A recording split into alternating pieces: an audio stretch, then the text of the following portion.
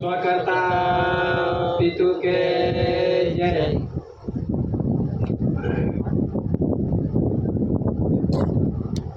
ફરી પાછા હજુ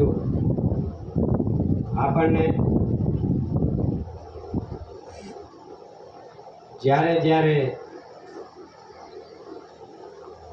એવા સમય પર ત્યારે ત્યારે આપણે જે આપણને માર્ગદર્શક આપનાર એસી કુંવર કેસરીસિંહ ભારત સરકાર દાદાજી, જ્યારે આપણે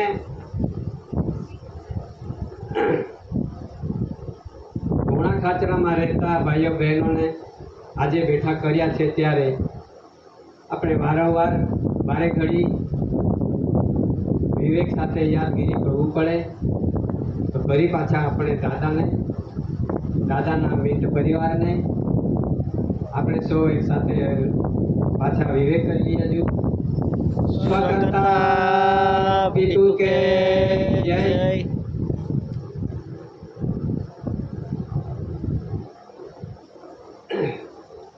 હવે આપણે કોણ છે, કોના પરિવાર છે, તે પરિવાર ચોખવટ સાથે, ખુલાસા સાથે, ડોક્યુમેન્ટ સાથે આપણે થોડુંક જોયું. હજુ પાછું આપણે હવે પુરવાર કેવી રીતે થવું, અને આગળ શું આવતું છે, અને તે આવનારા સમયમાં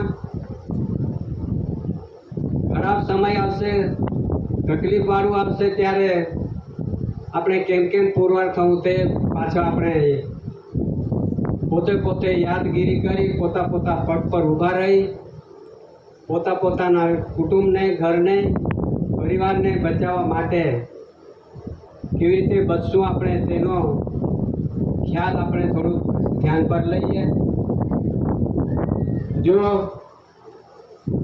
આ દેશમાં જેના તેના પરિવારની નોંધ થાય છે, હવે નોંધમાં શું આવે છે, જ્યારે આપણે અમુક જગા વિસ્તાર પર જઈએ ત્યારે જેના તેના પરિવારના બોર્ડ લાગેલા હોય છે. બોર્ડ જરા જોજો, બોર્ડ લાગેલા છે. તે બોર્ડ તે પરિવારના, તેના ધર્મમાં, તેના સંપ્રદાયમાં, તેના કંઈક જગ્યા પર પહોંચેલા હોય તેમના નામ નોંધાયા છે. જ્યારે એમ બોર્ડ લાગેલા છે કે આ હિન્દુ પરિવાર, તે હિન્દુ પરિવારમાં જેટલા બી નોંધાયા હશે તે હિન્દુ પરિવાર ગણાય. પછી ખ્રિસ્તી પરિવાર તરીકે નોંધ કરવામાં આવી છે, તેના બોર્ડ લાગેલા છે, તેના રજીસ્ટરો થયેલા છે. તે રજીસ્ટરમાં નોંધ થયા છે જેટલા બી અનુયાયીઓ. હવે જેના તેના નોંધમાં ગયા તે તેના અનુયાયી તરીકે, એમના પરિવાર તરીકે નોંધાવવામાં આવે છે. જરા સારી રીતે સાંભળી લેજો. હવે તેવી રીતે મુસ્લિમ પરિવાર, પારસી પરિવાર, જૈન પરિવાર, બૌદ્ધ પરિવાર, જેવી રીતે પરિવારોની જેના તેના ત્યાં બોર્ડ લાગેલા છે, બોર્ડ લાગી ગયેલા છે, નોંધ થઈ ગયેલી છે, રજીસ્ટરમાં નામો નોંધાયા છે, ત્યારે પછી તેના ઓળખ માટે, તેના પુરવાર થવા માટે જેના તેના ડોક્યુમેન્ટ, દસ્તાવેજ સાથે પુરવાર કરે. તો પુરવાર થવા માટે આપણે કોના પરિવાર છે એ પણ આપણે પુરવાર થવા માટે પોતે જ તૈયાર રહેજો. કોઈ બચાવવા માટે કે કોઈ કહેવા માટે નહીં આવે. પેલા ઘરવાળો એક ઘરવાળાને ત્યાં ના દોડી આવે, આ ઘરવાળો તે પેલા ઘરને ત્યાં નહીં દોડી જાય. જેના તેના ઘરના કુટુંબને, જેના તેના પરિવારને જેને તેને પુરવાર થવું પડશે. કેમ કે આ દેશમાં જે તે એક નાગરિકત્વ ધરાવતો વ્યક્તિ નાગરિકત્વ ધરાવીને આ દેશમાં આવીને તેને રજીસ્ટ્રેશન થયેલો છે. એના માટે જે રજીસ્ટ્રેશનમાં શું આવે છે એ પણ આપણે શાંતિ રીતે જોઈ લેવું. એ પણ કોઈના વિરોધી નથી, પણ એમના ચોખવટ થવો જોઈએ. ચોખવટ ને ખુલાસા સાથે અને ડોક્યુમેન્ટ સાથે આપણે પોતે પૂરવાર થવું પડશે. એના માટે હવે આ ભારત દેશમાં કંઈક જાતિ પ્રજાતિનું એ બે પરિવારના ઓળખ કઈ રીતે થાય. ત્યારે એવું બતાવ્યું કે ભારત સરકાર ગવર્મેન્ટ ઓફ ઇન્ડિયા એમનો પરિવાર કેટલો છે ને કોણ છે. પછી સેન્ટ્રલ ગવર્મેન્ટ કેન્દ્ર સરકાર અને જેના ધર્મના નામે અને જેના સંપ્રદાયના નામે જે ઓળખાતી જે પબ્લિક એના પણ પોતે પૂરવાર થવું પડશે. રજિસ્ટરના નોંધ થયા તે કેવી રીતે થયેલા છે તે પણ તમે જરા જાણી લેજો. આપણે જાણવાનું છે. ત્યારે આ ભારત દેશમાં જ્યાંથી આવે જે દેશમાં તે દેશમાંથી જે તે ધર્મના નામે ઓળખાતી પ્રજાઓ આવે એમનું નોંધ થાય છે. ક્યાં થાય છે કે જ્યાં વિઝા પાસપોર્ટ, જ્યાં લેન્ડિંગ પરમિટ અને 5 ફોટોના કોઈ ડોક્યુમેન્ટ ત્યાં બતાવવું પડે છે, ત્યાં નોંધ થાય છે. ત્યારે નોંધ થાય ને પછી ત્યારે આ દેશમાં એને રહેવા માટે લેન્ડિંગ એટલે કે પગ મૂકવા માટે રહેવા માટે એમને કેટલા વર્ષનું રહેવાનું તે પણ કરારનામું થાય છે. તે કરારનામાથી આ દેશમાં આટલા વર્ષોથી રહી શકાય. તે વર્ષ પૂરા થાય પછી આ દેશમાં તે દેશમાં ગયો તે પણ એમને આ દેશમાં આવતું રહેવું પડે. અને પહેલા દેશમાંથી આ દેશમાં આવ્યો હશે એને પણ આ દેશમાં મુદત કરાર પૂરી થાય એટલે આ દેશમાંથી જતું રહેવું. એમના લેખ લખાય છે, કરાર કરાય છે, એને પટ્ટા નક્કી થાય છે. જરા સાંભળીએ. જ્યારે જે તે હિન્દુના નામે ઓળખાતી પ્રજા હોય તેના માટે રજિસ્ટર અલગ હોય છે કે આ ધર્મના નામે ઓળખાતી પ્રજાના તે ધર્મના અલગ આ લોકોએ રજિસ્ટર નક્કી કરી દીધા.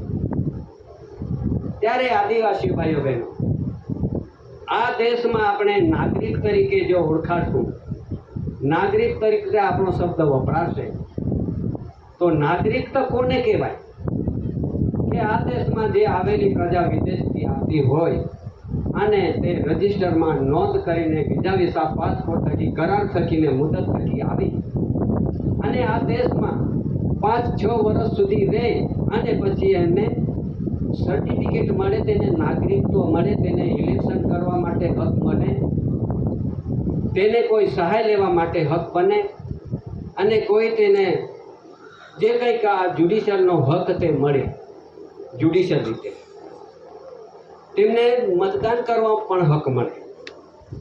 ત્યારે પછી એમના વિરોધ નથી પણ આપણે સાચી હકીકત જાણી લેવું. તે નાગરિકત્વ મેળવીને પછી એને જ્યુડિશિયલી હકદાર મળે, હક મળે.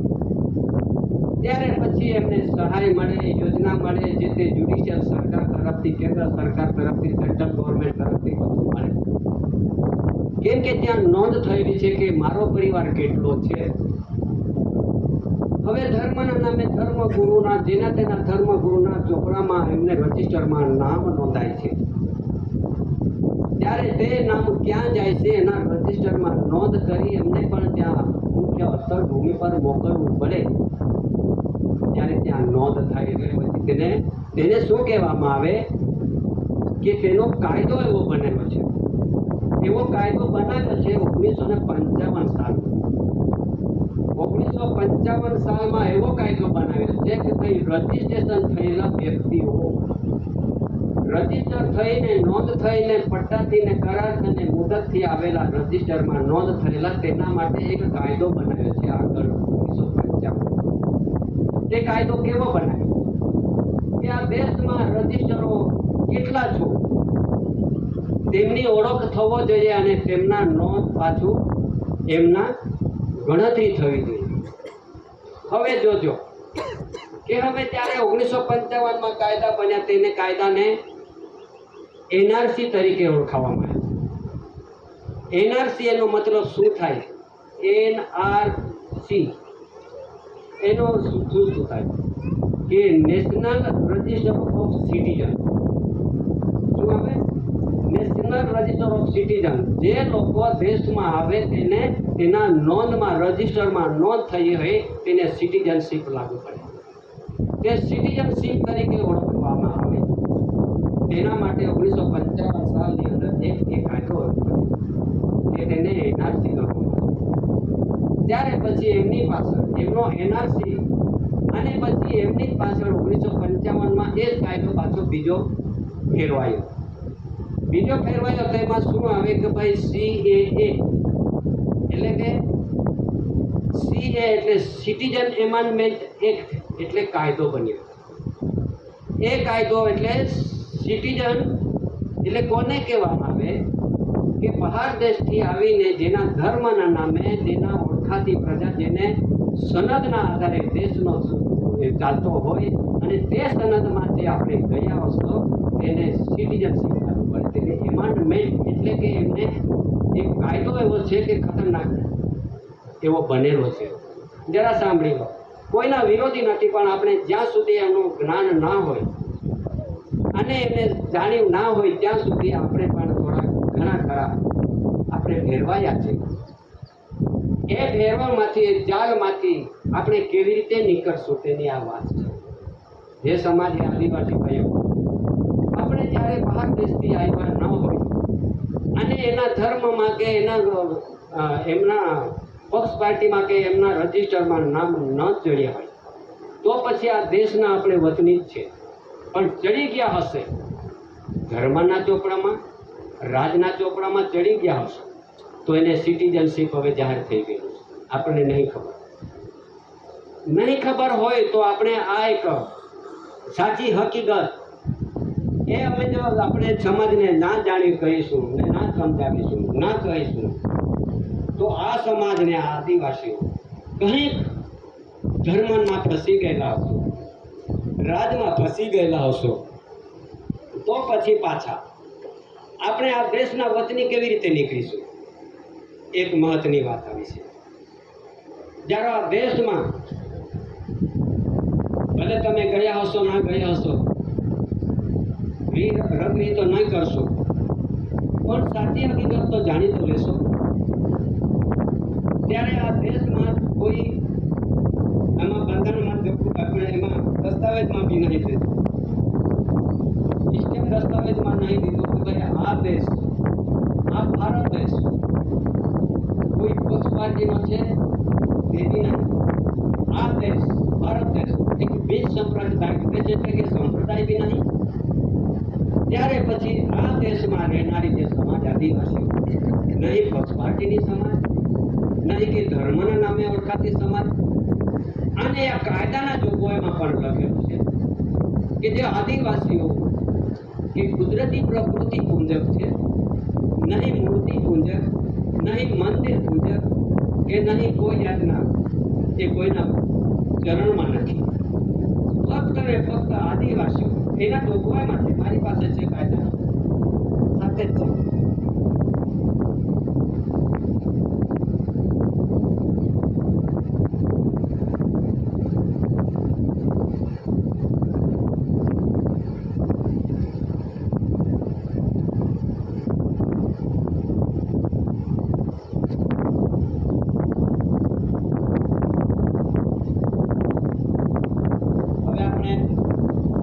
પોતે બનાવી કાઢવાનું નથી, આપણે કોઈને ગુમરાહ કરવાનું નથી.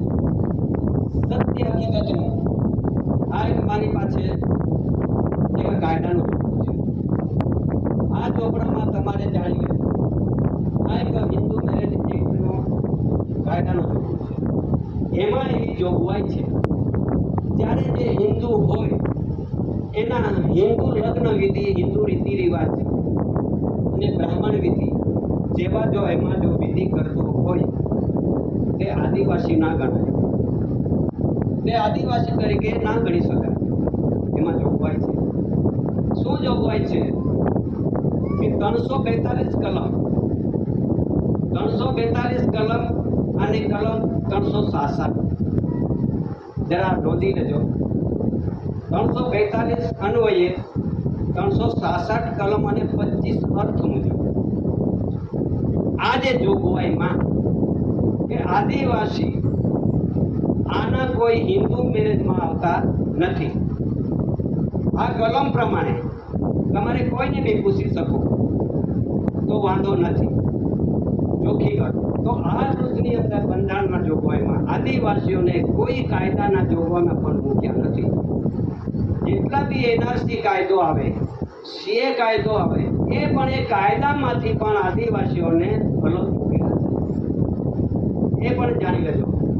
હવે જે તે આવેલા લોકો માટે, કલંદરી પ્રજા માટે જે તે કરાર થકી, મુદત થકી અને નાગરિકત્વ ધરાવતો અને એને સિટીઝનશીપ લાગુ પડતો એવો વ્યક્તિ, એને શરણાર્થી કહેવામાં આવે. સમજો, એમને શરણાર્થી કહેવામાં આવે, એમને રિલીફ રેફ્યુજી કહેવામાં આવે. એમને બંધારણના જોગવાઈમાં, એમના જ બંધારણના જોગવાઈમાં એમને એક બેરર તરીકે ઓળખાવવામાં આવે. એમના જ બંધારણના જોગવાઈમાં એમને ઇન્ડિયન તરીકે ઓળખાવવામાં આવે. એના જ બંધારણના જોગવાઈમાં એમને ભારતીય તરીકે ઓળખવામાં આવે. તો એવા ભારતીય, Indian, relief refugee, granted bearer તરીકે ઓળખાતી પ્રજા હોય એના માટે કાયદા બનેલા છે. હજુ સમજો કે હવે એવા જ બંધારણના જોગવાઈમાં હવે પાછું આ એક મારી પાસે એમના જ બુક છે, એક કાયદો છે. હવે આપણે કોઈના વિરોધ નથી, પણ એમના જોગવાઈમાં આપણે જાણ ન કરીશું તો આપણે ફસેલા જો આદિવાસીઓ છો તો નીકળશો કેવી રીતે? નીકળવાની સી રીત? આ રીત તમે કેવી રીતે જાણી શકો? અને આપણે આદિવાસી તરીકે આ દેશના મૂળ વતની, મૂળ બીજ, મૂળ વંશ, પેઢી જાત, વેરીવાળો, સીની બીટન, નેટિવ પ્લેસ, જન્મ જાત, આધ્યાત્મિક, જ્યોત જ્યોતિ, પ્રતિક, સમાજ, natural revenue of the community, cultivator, farmer, labourer કેવી રીતે કરી શકો? આ જે બધી વાતો. હવે આ બાબતે જે આ કાયદાના હિન્દુ લો બાય લો પ્રોસિડિંગ એજન્ડાના નિયમો બન્યા છે, તે ક્યારથી બન્યા, શા માટે, એ પણ એમાં જોગવાઈ છે. ભારતીય દંડ સંહિતા, આ જોગવાઈમાં એમ લખે છે કે ભારતીય દંડ સંહિતા, એમાં ભારત નહીં લખ્યું. ભારતીય એટલે કે ભારતમાં આવે લોકો, નાગરિકત્વ ધરાવતો, રિલીફ રેફ્યુજી હોય, જે ભારતીય તરીકે, ઇન્ડિયન તરીકે, રિપબ્લિક તરીકે, નાગરિક તરીકે જે ઓળખાતી માટે એને ભારતીય દંડ સંહિતા બનાવે છે. આ ભારતીય દંડ સંહિતા ક્યારે બન્યો, કોને બનાવ્યો, કોના માટે, એ પણ આપણે જાણી શક્યા ના હોય તો આપણે જાણી શકીએ. એમાં સીધું જ લખે છે કે ભારતીય ઇન્ડિયન પિનલ કોડ. ઇન્ડિયન એટલે કોને કહેવામાં આવે? મારે ના બધા આપણે વકીલો જાણવા માટે સુપ્રીમ કોર્ટ, હાઈકોર્ટના અને ડીવાયએસપી ને પીએસઆઈ બધા આવીને બધી આ તપાસ થાય ત્યારે એમની સાથે આવા ચોખવટો થાય ત્યારે એમને ખબર પડે કે ભાઈ આદિવાસીઓ આ દેશના મૂળ, ઘણા ખરા બધા કહેते કે ભાઈ આદિવાસીઓ આ દેશના મૂળ માલિકો છે, અહીંના વતની છે. ત્યાં બૂમ પાડે છે દિલ્હીની અંદર નેતા લોકો, પણ આદિવાસી એવા છે કે ના ના ના, હું તો હિન્દુ છું. આપણે હિન્દુના છાતી ઠોક્યા, પણ આ બંધારણના આ જોગવાઈમાં આદિવાસીઓને એક બી જગા પર આદિવાસીઓને કોઈ બી ધર્મમાં કે કોઈ બી એમાં કાયદા કાનૂનમાં લીધા નથી. ત્યારે પછી આ જે બધી આદિવાસીઓ થઈને આજે આપણે મૂળ માલિકના પરિવાર થઈને આજે આપણે કંઈક એ તો નહીં ચડાવતા, પણ જે હકીકતે કહું છું કે 1885 સાલની અંદર એક પક્ષ પાર્ટીની રજીસ્ટ્રેશન થયેલું. તમને ખબર હોય કે ના ખબર હોય, એક પક્ષ પાર્ટીની રજીસ્ટ્રેશન થયેલું. પછી તે રજીસ્ટ્રેશન ક્યાં થયું કે ભારત દેશમાં આદિવાસીઓ ભોલા છે, અજ્ઞાન છે, અપન છે, જાણતા નહીં, એટલે ત્યાં તેમને અમે બધી શીખવાડવા માટે અમે એક પાર્ટી બનાવી છે. ક્યાં? કોમનવેલ્થમાંથી પાર્ટી બનાવીને ભારત દેશમાં રજીસ્ટ્રેશન કરાવીને એનો નંબર પડ્યો ને પછી અહીંયા પક્ષ પાર્ટી ઊભી કરી. કદાચ તમને ખબર હોય કે ના ખબર હોય, 1885 સાલની ત્યારે એવી પાર્ટીઓ, ચાલો ભાઈ આદિવાસીઓને સુધારવા માટે, ભણાવવા માટે, બધું જ્ઞાન આપવા માટે આ દેશમાં આવીને પક્ષ પાર્ટીઓ બની. ત્યારે પછી આ દેશમાં ઇલેક્શનો ન હતા તે સમયે, સાંભળી લો, ઇલેક્શનો ન હતા. ત્યારે એક નાના પક્ષ પાર્ટીઓના રજીસ્ટ્રેશનો થયા અને ત્યારે પક્ષ પાર્ટીનું ઇલેક્શન આવ્યું. પહેલા ઇલેક્શન ન હતું, 1951-52 થી શરૂઆત થઈ હતી. રીત નહીં ચડાવતા, પણ એમાં સત્ય હકીકત છે તે જાણી લેજો. ત્યારે પક્ષ પાર્ટીઓમાં આપણે જાણે બધા ઝૂઝમી ઉઠ્યા કે મારો ભાઈ, મારો કાકો, મારો મામો, મારો કુટુંબ ઉભો રહેલો છે એટલે આપણે જાગી ગયા. બધાને એવો તહેવાર આવી જાય તો આપણે બધા ઝૂઝમી ઉઠીએ. બધાને એવું લાગે કે ભાઈ આપણું છે, પણ હવે જોગવાઈમાં એવું આવે કે આ દેશમાં જેટલી પક્ષ પાર્ટીઓ બની, વિરોધ નથી પણ સાંભળી લો, તમે જવાનું હોય તો જજો, કંઈ વાંધો નથી, એમાં કંઈ ધાગા દોરા નહીં બાંધવાના, પણ સત્ય હકીકત જાણી લો. ત્યારે આ દેશની અંદર જેટલી બી પક્ષ પાર્ટીઓ છે એમના રજીસ્ટ્રેશનો થયેલા છે, એમની રજીસ્ટ્રેશનના નંબર પડેલા છે.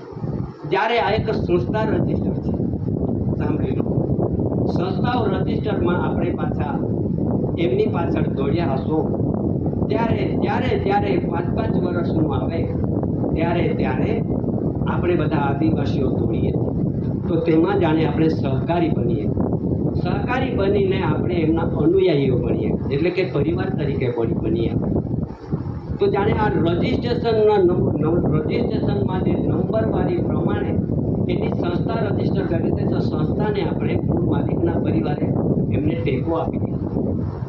એમના સંસ્થાને આપણે અનુયાયી બની ગયા, એમના સંસ્થાને આપણે ઠેકેદાર બની ગયા. હવે સાંભળો, હવે શું આવશું છે તે જરા સારી રીતે જાણી લેજો.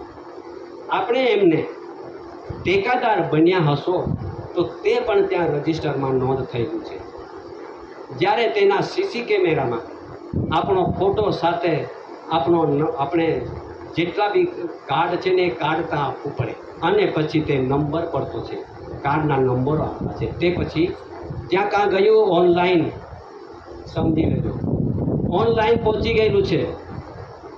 જ્યારે તમે જો મત નાખવા ગયા ત્યારે તમે ઓનલાઈન થયેલા છો. આપણે જ્યારે ઓનલાઈન થઈ ગયા હશે તો ઓનલાઈન ક્યાં, કઈ જગ્યા પર ગયું ઓનલાઈન? ત્યાં રજીસ્ટ્રેશન નંબર થયેલું છે, તેને કહેવામાં આવે છે કે register of citizen, national register of citizen ત્યાં ગયેલું છે. ત્યાં આપણે સિટીઝનશીપ તરીકે લાગુ પડ્યું છે, અને તે આપણે નાગરિકત્વ ધારો લાગુ પડ્યું છે. હવે નાગરિકત્વ અને સિટીઝનશીપ લાગુ પડશે ત્યારે શું આવવાનું છે? ત્યારે ધર્મના નામે ને રાજના નામે આપણે આદિવાસી મૂળ માલિકના પરિવાર થઈને જો આપણે ત્યાં ગયા હશે, તેના માટે CAA એની તૈયારી છે. સિટીઝન એમેન્ડમેન્ટ એક્ટ એટલે કાનૂન લાગેલો છે, કાયદો. પણ આ કાયદાના જોગવાઈમાં આદિવાસી એના મૂળ વતની હોય તેને કશું જ ના લાગે. એમાં જોગવાઈ છે. તમે કોઈ મોટા સુપ્રીમ કોર્ટના વકીલને પૂછી શકો કે ભાઈ આદિવાસી માટે આદિવાસી લો બાય લો પ્રોસિડિંગ એજન્ટના નિયમ બન્યો છે કે કેમ, વકીલને પૂછી ના કહેશે. ત્યારે આપણે એમાં આવ્યા જ નથી આજ સુધી, આપણને આ જોગવાઈમાં મૂક્યા જ નથી. પણ આપણે થઈને એમના અંદરમાં, એમના જોગવાઈમાં, એમના સિટીઝનશીપમાં ગયા હશે તો હવે પછી એમની તપાસ શું આવે છે? કે NPR, એના કાયદાના જોગવાઈમાં NPR આવે. NPR એટલે નેશનલ પોપ્યુલેશન રજિસ્ટર, એટલે કે તે રજિસ્ટરમાં કેટલા વ્યક્તિઓના નોંધ થયેલું છે તેની ગણતરી થઈ ગયેલી છે. ત્યારે પછી આ જે ગણતરી થાય અને પછી ઘરે ઘરે તમારે આ બધી ઇન્કવાયરી નોંધાવવામાં આવશે. ત્યારે પછી આપણે તો ઓનલાઈન થયેલા, હવે આપણે તેમના એક પાંજરાના પોપટ બન્યા હશો. વી નહીં ચડાવતા, સારી રીતે સમજી લેજો. આપણે તેમના પાંજરાના પોપટ બન્યા હશો તો પોપટ શું કરી શકશે? આ પોપટ શું કરવાનું? જે બોલે તે બોલ્યા કરે અને જે ખવડાવે તે ખાયા કરવાનું. બસ આટલું જ રહેલું છે આપણે. ત્યારે આ રજિસ્ટ્રેશન શું આવે છે? આપણી પાસે જેટલા ડોક્યુમેન્ટ દસ્તાવેજ છે તેટલો હું તમને તમારી સમક્ષ હું ખુલાસો કરતો. હવે એક મારી પાસે આ કાયદાનો બુકનો મુખ્ય પાન નંબરો છે. એ કાયદાના બુકમાં જોગવાઈમાં શું લખ્યું છે તે તમને કહું. આ દિલ્હીથી તમારે જાણી લેવું હોય તો તમે દિલ્હી પણ પૂછી શકો છો કે આ એક ભારત કા રાજપત્ર, ગવર્મેન્ટ ઓફ ઇન્ડિયા, એટલે કે રાજપત્ર જાહેર થયું છે. હવે કોના માટે જાહેર થયું છે તે પણ આપણે ન જાણી શક્યા હોય તો જાણીએ. આમાં લખેલું છે કે ધ સિટીઝનશીપ એમેન્ડમેન્ટ એક્ટ 2019 થી શરૂઆત થયેલી છે. એમાં લખેલું છે કે એ કાયદો 1955 સાલમાં તૈયાર થયો અને 2019માં જાહેર થયો. એમનું બિલ સંસદમાં, લોકસભામાં ખરડો પાસ થઈ ગયેલો છે. હવે કોના માટે? એમાં પાછું આ જોગવાઈમાં, આ કાયદાના કાનૂનમાં શું લખ્યું છે તે તમને કહું. આ કાયદાના જોગવાઈમાં કોના માટે આ બન્યું છે? જેને નાગરિકત્વ ધારો કોના માટે લાગે એ પણ લખેલું છે. એ લખેલું છે કે હિન્દુ છે તેમને, શીખ છે, બૌદ્ધ છે, જૈન છે, પારસી છે, ક્રિશ્ચિયન છે, જે મુસ્લિમ, જે કંઈ કોમ્યુનિટી હોય એમના માટે આ કાયદો તૈયાર કરવામાં આવ્યો છે. તો આપણે હિન્દુ છો, આપણે ખ્રિસ્તી છો, આપણે પારસી છો, આપણે મુસ્લિમ છો? નહીં. આપણે નહીં છતાં આપણને હિન્દુ તરીકે ઘોષિત કરવામાં આવ્યા છે. ત્યારે 1950ના સંવિધાન બંધારણ ઘડાયું. 1950ના સંવિધાન બંધારણમાં શું લખ્યું છે? બધા જ કહેતા છે કે આપણે તો એસટી, બધા કહેતા ને સાચી ચોખા છે, એસટી એટલે શિડ્યુલ ટ્રાઇબ. હવે સમજી લો, શિડ્યુલ ટ્રાઇબ એસટીને શું કહેવામાં આવે કે અનુસૂચિત જનજાતિ, હિન્દુ ભીલ, હિન્દુ વાલ્મી, હિન્દુ કોકણી, હિન્દુ ગામિત, હિન્દુ ચૌધરી, હિન્દુ પાડવી, હિન્દુ તળવી, એટલે બધાને હિન્દુમાં ઘોષિત કર્યા છે એસટીને, શિડ્યુલ ટ્રાઇબને. ત્યારે આપણે આદિવાસી છે, તો આદિવાસી તરીકે આપણને કઈ જગ્યા પર લખાણ મૂકે છે? કઈ જગ્યા પર છે?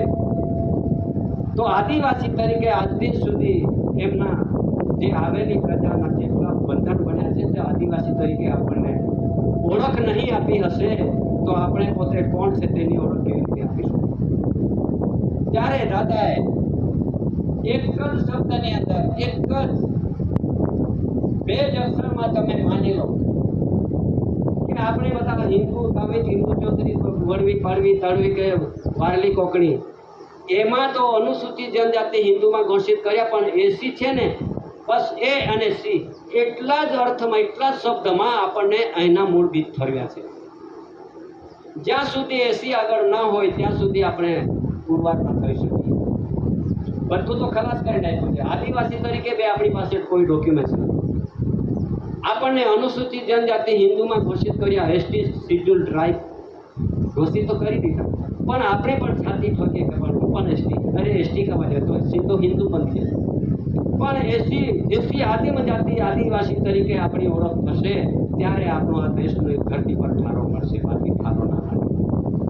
ત્યારે એના માટે આ એક રાજપત્રની અંદર આ સીધું જેટલા કલેન્ડરી પ્રજાઓ છે, તેના ધર્મના નામે ઓળખાતી પ્રજા છે, તેના રાજના નામે ઓળખાતી પ્રજા છે, તેના માટે આ કાયદો બન્યો છે. સમજી લેજો. અને પછી આ કાયદાના જોગવાઈમાં શું લખે છે એ પણ આપણે જોવાનું છે.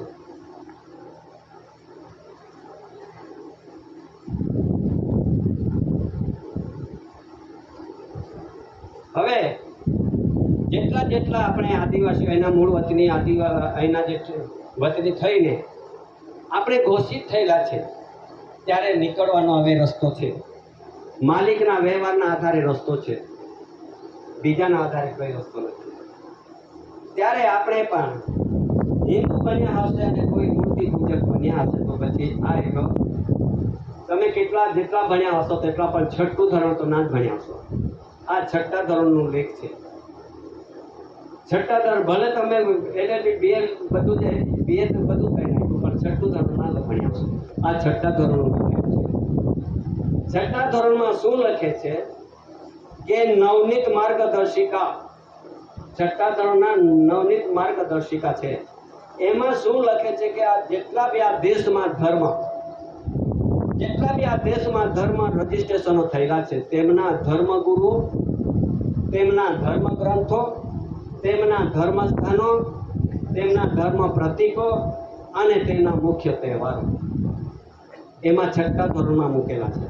તો આપણે તો બધા એમ જાણતા હતા કે અમે પણ હિન્દુ એટલે મારો ધર્મ હિન્દુ અને હું જાણે ધર્મગ્રંથ મારો ભગવદ્ ગીતા, મારો ધર્મગ્રંથ રામાયણ, મારો ધર્મગ્રંથ મહાભારત, આવી રીતે સમજૂતી લીધી અને આપણે બધા આવા ગ્રંથો વાંચવા ચાલુ. હું પણ ગ્રંથો વાંચવા ચાલુ. તમારા સમક્ષ કબૂલ કરું હું પણ ભગવાને બોલનારો હતો પણ આ દાદાના ઘરે આવ્યો ને તે ભગવાન જ બધા બોલાય છે.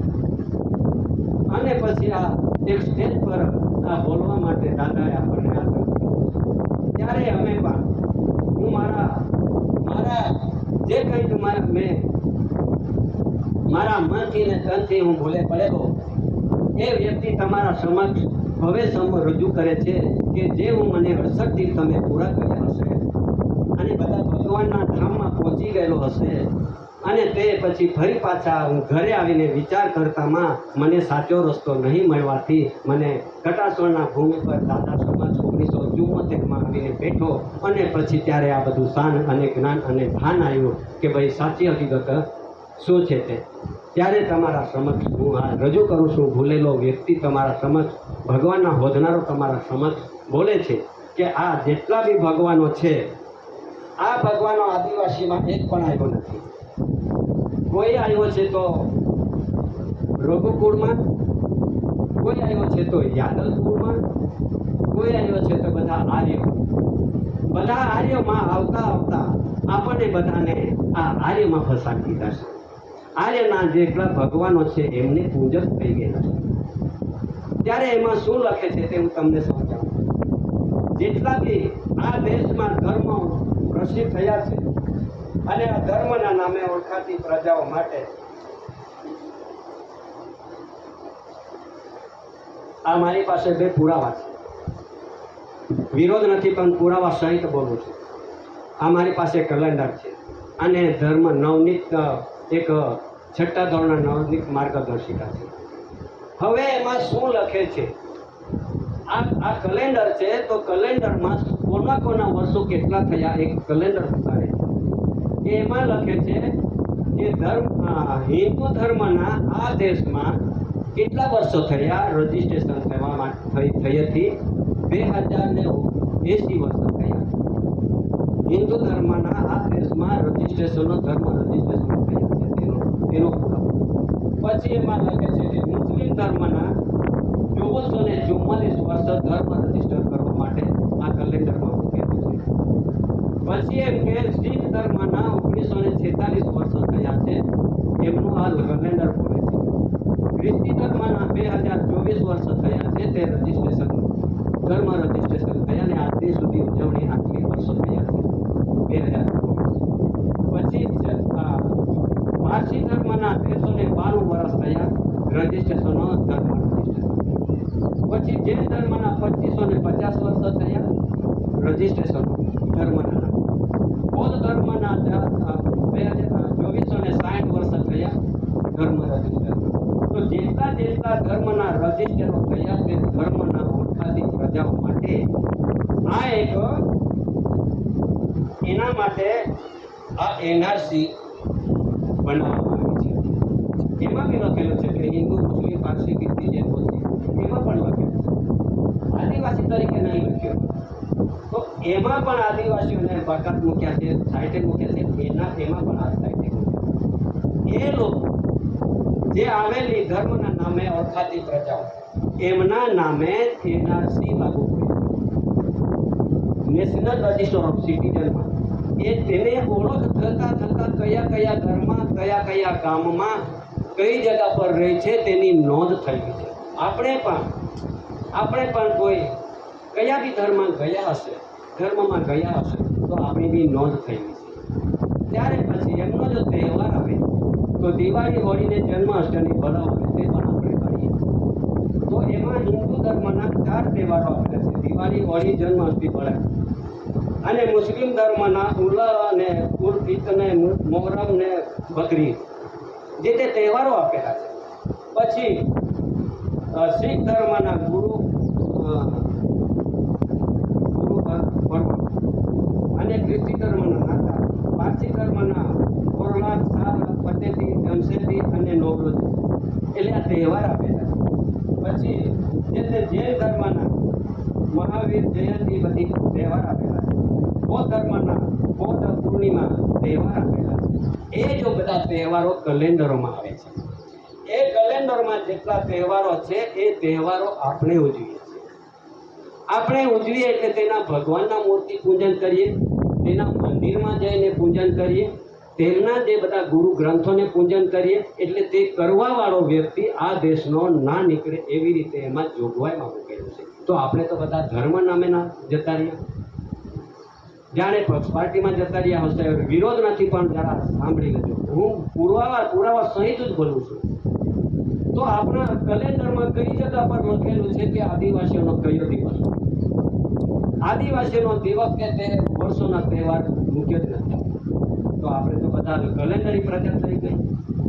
તો એમના સિટીઝનશીપ લાગુ પડશે તો પછી આપણા માટે મુશ્કેલી આવશે. ત્યારે આપણા ભાઈને, આપણા બહેનને, આપણા કુટુંબને બચાવી ના શકીએ.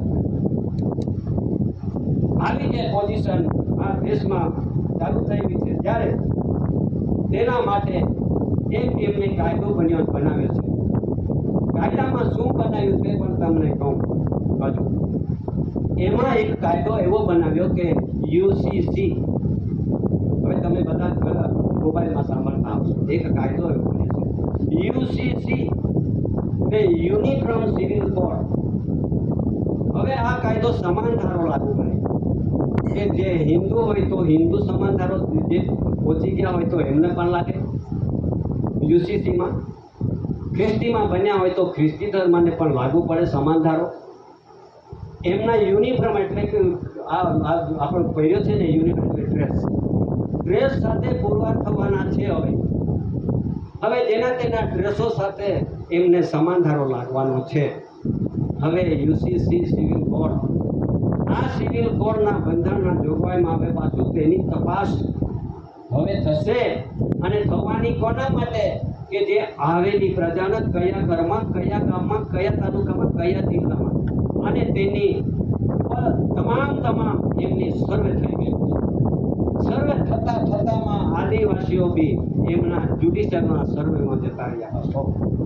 તો પછી હવે જે આવતો સમય, એ સમયને અનુક્રમે હવે વિશ્વના ઠરાવો એવા આવેલા છે. ભાઈ, વિશ્વના જાણ્યા હશે કે ના જાણ્યા હશે, વિશ્વના ઠરાવો એવા આવેલા છે. એ ઠરાવોની અંદર શું આવતું છે તે જરા જાણી લે.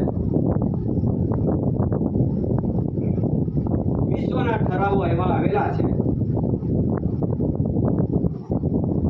આ મારી પાસે વિશ્વનો ઠરાવ એક ન્યૂ વર્લ્ડ ઓર્ડર આવેલો છે. આ ન્યૂ વર્લ્ડ ઓર્ડર એટલે કે નવી વ્યવસ્થા. આ નવી વ્યવસ્થા કેવી આવવાની છે? આ વિશ્વના જેટલા બી અનુભવી, જેટલા બી દેશો છે, જેટલા બી પ્રધાનો અને મોટા રાષ્ટ્રપતિઓ, બહુ મોટા એટલે જાણકારીઓ, એમણે નક્કી કરી દીધું કે વિશ્વની અંદર ન્યૂ વર્લ્ડ ઓર્ડરની અંદર શું થવાનું છે ને શું આવવાનું છે વિશ્વની અંદર. હવે જે દેશમાંથી આ દેશમાં આવ્યો હશે તેને પણ અહીંથી રવાના કરવું, અને આ દેશમાંથી તે દેશમાં ગયો હશે એને પણ અહીંયા ફાળો મળે. એટલે બધાને રવાના માટે તપાસ થઈ ગઈ છે. તેને કહેવામાં આવે છે કે ન્યૂ વર્લ્ડ ઓર્ડરમાં જો જાહેર થવાનું છે, પ્રસિદ્ધિ થવાનું છે, તે વખતે પાછું ઓનલાઈન થવાનું છે. તે ઓનલાઈનમાં શું આવવાનું છે? પાસપોર્ટ આપવાના છે. દાદાઓ વડીલો, શું જરૂર છે કહેવાનું? પણ જરૂર છે, જરૂર આવેલી છે. સમાજને આ બધી જાણી, આ બધું જાગૃત અને આ બધી એની જાણકારી જો નહીં થશે તો આપણા સમાજ માટે તકલીફ આવશે. ત્યારે પછી ન્યૂ વર્લ્ડ ઓર્ડરમાં શું શું આવે છે તે એમાં લખે છે, હું નહીં કહેતો, આ પુરાવા ડોક્યુમેન્ટ છે, એમના પર સીધી છે. હવે એમાં લખે છે કે વિશ્વની અંદર એક જ સરકાર રહેવાની છે, એક જ ગવર્મેન્ટ. આ બધી જો ચૂંટાયેલી બધી સરકારો દેશમાં ચાલે છે એ બધી ખતમ થવાની એમાં લખે છે. આ બધી ઇલેક્શનો અને સિલેક્શનથી ચૂંટાયેલી એ રહેવાની નથી. આ ન્યૂ વર્લ્ડ ઓર્ડરમાં જાહેર છે ફક્ત ને ફક્ત એક જ સરકાર, ગવર્મેન્ટ ઓફ ઇન્ડિયા. ઇન્ડિયાની અંદર ગવર્મેન્ટ ઓફ ઇન્ડિયા, અમેરિકાની અંદર ગવર્મેન્ટ ઓફ અમેરિકા, વિશ્વની સરકાર એક જ ગવર્મેન્ટ. એમાં લખે છે પૂરે धरती पर एक ही सरकार होगी, पूरे धरती पर एक ही पैसा चलेगी, वो भी कैसी होगी?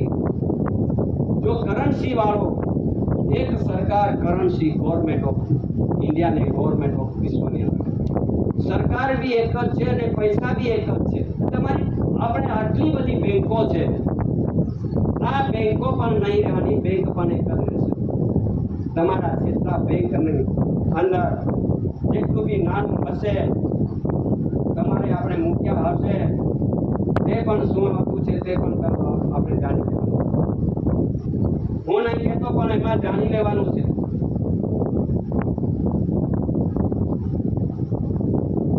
ત્યારે પછી જેટલી બેંકોને આજે આપણને ખબર હશે ના હશે, જ્યારે 1969 ની અંદર એક રાષ્ટ્રીયકરણ થયેલું, બેંકો રાષ્ટ્રીયકરણ, ત્યારે પછી 14 બેંકોની રાષ્ટ્રીયકરણ થતામાં જેટલા બેંકોમાં પૈસા દેના રહી ગયેલા તે તાળા લાગી ગયેલા. તે તાળા લાગી ગયા છે પછી એમનો બેંકોમાં જેટલા પૈસા હશે તે પછી ત્યાં અંદર જ રહી ગયા. તો પછી ખાવાનું શું? કંઈક ને કંઈકના જાન ગુમાવી. ત્યારે પછી આજે બધી હવે વિશ્વની વ્યવસ્થા એક જ થવાની છે સરકારના તરફથી. ત્યારે આ બધી બેંકોમાં આપણે જે મૂકીને આજે બેંકોમાં ખાતું પાડીને પૈસા મૂક્યા હશે, જ્યારે સમય આવશે ત્યારે ન્યૂ વર્લ્ડ ઓર્ડર આજે પ્રસિદ્ધિમાં મુકાઈ જશે, ત્યારે આપણા બેંકમાં પૈસા હશે તે પણ નિકામ લાગે. એમાં લખેલું છે, હું નહીં કહેતો. ત્યારે પછી પૂરી ધરતી पे एक ही बैंक रह जाएगी, વિશ્વની અંદર એક જ બેંક ગવર્મેન્ટ. ત્યારે પછી पूरी धरती पे एक ही सेना सैनिक होगा. જેટલી બી આજે રાજ્ય સરકારની સેના, કેન્દ્ર સરકારની સેના, પછી મ્યુનિસિપાલિટીની સેના, આપણે કોર્પોરેશનની સેના, બધી સેના જેને તેને કબજે કરેલી છે, આ સેના છે બધી, આ સેના પણ ગવર્મેન્ટના અધીનમાં રહેશે અને એક જ ગવર્મેન્ટના ઓર્ડરથી કામ કરવું પડશે. આ બધી જેને તેને કબજે કરી છે ને એ केंद्र भी सरकारे मिलवानी है. विश्व भाइयों, एमा जे कदाच अलग अलग देश वाली व्यवस्था को खत्म किया जाएगा. देश विदेश में अलग अलग सरकारों बनी बैठी है અને તેની મારી ધરતી, મારો મિલકત, મારું ધન સંપત્તિ, મારા પૈસા, મારા કરતા કરતા લડાઈ ફાટી નીકળ્યા. અરે મારું રહેવાનું નથી અને તારું બી રહેવાનું નથી તો કોનું રહેવાનું? સરકારનું. સરકારનું રહેવાનું છે તે કોનું? ગવર્મેન્ટનું. જરા જાણી લેજો न्यू वर्ल्ड ऑर्डर. પછી આગળ કે अलग अलग की सभी जायदाद, सामग्री, संपत्ति और अधिकार को खत्म किया जाएगा. જેટલું કહે છે કે મારું ઘર, મારી જમીન, મારી ગાડી, મારી બધી સોનો ચાંદી, મારી કરતામાં અહીંયા બધું ખતમ થવાનું છે. મારું ના ચાલે. હવે કેમ ના ચાલે? કે સરકારનું છે, હવે તો કોઈ જ કહેવાનું નથી. પૂછે તો આ ઘર કોનું? તો મારું. આ ખેતર કોનું? તો મારું. આ ગાડી કોની? તો મારી. આ બધી મારી કરતા અહીંયા પૂરું થવાનું છે. હવે પાછું આગળ કે પરિવાર કે इकाई माँ भाई बहन चाचा मामा पति पत्नी बेटा बेटी इत्यादि सभी तरह से संबंध को खत्म किया जाएगा. New world order.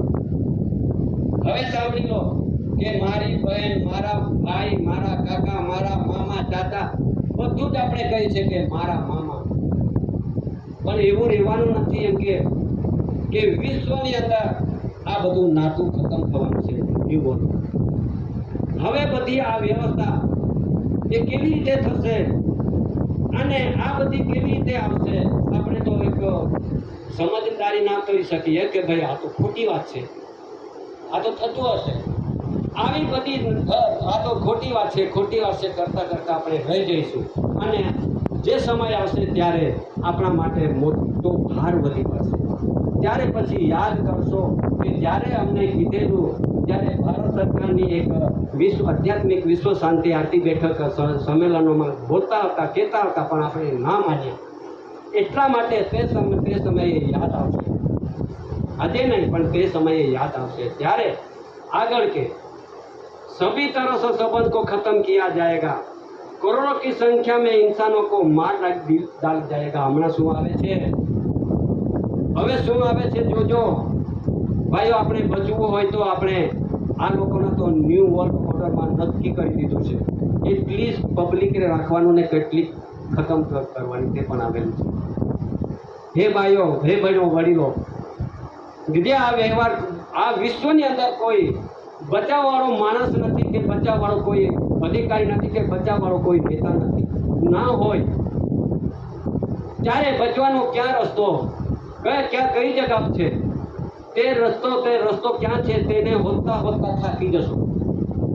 ત્યારે એક જ રસ્તો કે દાદાનો વ્યવહાર કટાસવાના ભૂમિ પર એક જ વ્યવહાર એવો છે કે વિશ્વના આદિવાસીઓને બચાવી શકે.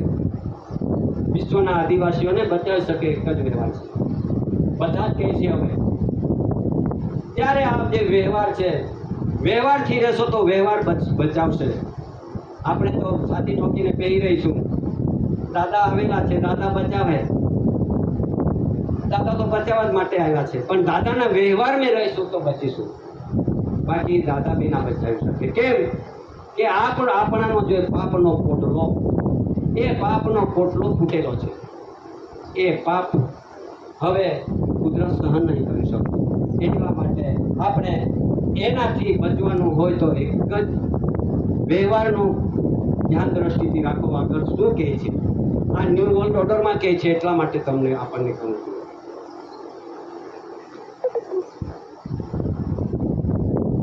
પછી એમાં खाना पीना आना जाना आदि माइको जीव से संभव हो पाएगा. હવે પાછું એમાં ન્યૂ વર્લ્ડ ઓર્ડરમાં શું કહે છે કે હે ભાઈઓ, આપણે જે ખાણી અને પીણી અને વાણી જે બધી છે ને ખાવાનું, એમાં હાચવજો. એમ કે એમાં હાચવજો, જ્યાં આવે ત્યાં ના ખાશો. હવે કઈ જગ્યા પર કઈ જાતનું આપણને ખવડાવી દેશે તે આપણને ખબર ના પડે. અહીં તો ભરભરનું બનાવી કાઢ્યું છે, સ્વાદિષ્ટ બનાવી કાઢ્યું છે ખાવા પીવાનું. આપણે ઘરે રોટલો આપણે ખાવાને બદલે ત્યાં સારી મીઠાઈ ને સારું બને છે ત્યાં જઈને ખાઈ લઈશું. તો એમાં શું આવવાનું છે? એમાં લખેલું ખાણીપીણી. હવે આવવા જવા માટેની ખાણીપીણી આ બધી આવેલી છે. અને જેના પર હવે તમને આ પણ કાબૂમાં રાખવું પડશે, એ પણ ધ્યાનમાં રાખવું પડશે. અને આપણું ઘરનું જ આપણે જમણ માટે તૈયારી કરીને જવાનું હોય તો આપણે ઘરથી રોટલો બાંધીને 2-3 ટંકનું ખાઈએ એટલું પણ આપણે વ્યવસ્થા કરીને નીકળવું. નહીં તો પછી જે ખાવાના સમય પર આપણને જે શું થવાનું છે તે પણ લખ્યું નથી, એમાં લખેલું છે. ત્યારે પછી જો ભાઈ એક માઇક્રોચીપ આવતી છે, તે પણ અમે લખેલું છે. બધાને માઇક્રોચીપ લગાવી દેવાનું છે. હું નહીં કહેતો, હા, આ ન્યૂ વર્લ્ડ ઓર્ડરમાં આપેલું છે. જો માઇક્રોચીપ લાગી જશે તો પછી આપણે કઈ બી જગ્યા પર તમે 100 ફૂટ ઊંડો ધરતી ખોદીને ઉતરી પડશો પણ તમે છૂટી શકો નહીં. એ ન્યૂ વર્લ્ડ ઓર્ડરમાં આપેલું છે. ત્યારે આ દેશનો છે, આ દેશનો તો પણ પુરવાર કરવું પડશે ને વિદેશી છે તો કેટલું બી તમે છોપી નાખો. એક આ માઇક્રોચિપની બધાને ત્યારે પછી ઘણું લખેલું છે, હું જરા થોડીક ટૂંકમાં કહું છું. હવે આ બાબતે આ બધી નોંધ થવાની છે ને થઈ ગયેલી છે. તો ન્યૂ વર્લ્ડ ઓર્ડરના બંધારણો શું કહે છે કે ભાઈઓ બહેનો કે આ દેશ કેવી રીતે બચશે, આ દેશના પરિવારો, આ દેશના આદિવાસીઓ કેવી રીતે આ સાબિત કરી શકશે. એમાં લખે છે આ તો ખતરનાક બીમારી આવેલી છે. તો કે અરે અબ સબ જાગ જાઓ, આ બંધારણ કો જાનો. એમાં લખે છે ન્યू वर्ल्ड ऑर्डर में, अरे सब जाग जाओ, सच्चाई को जानो और समझो, तुम खुद को बचाओ, अपने परिवार को बचाओ, अपने गांव अपने शहर को बचाओ, पूरा भारत देश खतरे में है, भारत को बचाओ. હવે આપણે કેવી રીતે બચીશું? કેમ કે આપણે તો જ્યુડિશિયલ તરફે આપણે દોટ માંડી, આપણે ધર્મમાં જતા રહ્યા, નોંધ થઈ ગઈ, આપણે સિલેક્શનમાં નોંધ થઈ ગઈ, આપણે તેમના અનુયાયી બની ગયા, આપણે એમને ઘર-બાર ખેતીવાડીને બધી જમીન જાગીરી જેટલી છે બધા કુટુંબ આપી દીધા. તો આપણે પછી કેવી રીતે પુરવાર થઈશું એ અહીંયા આવેલું છે. એના માટે આ લોકોને એમાં પણ બધું લખે છે ન્યૂ વર્લ્ડ. તમને જેટલું વંચાય એટલું વાંચી શકો છો. ત્યારે પછી આજે બધી નોંધ થશે એમાં શું આવે છે, જેટલી બી આ ધરતી પર સૈનિક છે ને, સૈનિક ફોજ, એમને હાથમાં આપેલું છે. એમના હાથમાં છોપી દીધું છે કે ભાઈ તમારા હાથમાં છે, તમે એનો નિવારો કરો. હવે તેના ઘરની બધી નોંધ થઈ અને એમની સર્વે થઈ, તે રેકોર્ડ પોલીસ ડિપાર્ટમેન્ટને આપેલું છે. ત્યારે સૈનિક જ્યારે આ ધરતી પર આ સાયલી ગામમાં 10-20 સૈનિકો આવી જશે, ત્યારે પછી એ સૈનિક એટલી પાવરદાર હશે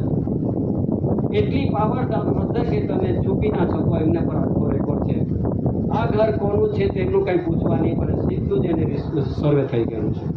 આ સર્વેનો રેકોર્ડ ઘરે ઘરે તપાસ થાય અને તપાસ થઈને પછી જો આ દેશનો હશે તો આ એને પુરવાર ડોક્યુમેન્ટ્સ રાખવું પડશે, દસ્તાવેજ રાખવું પડશે.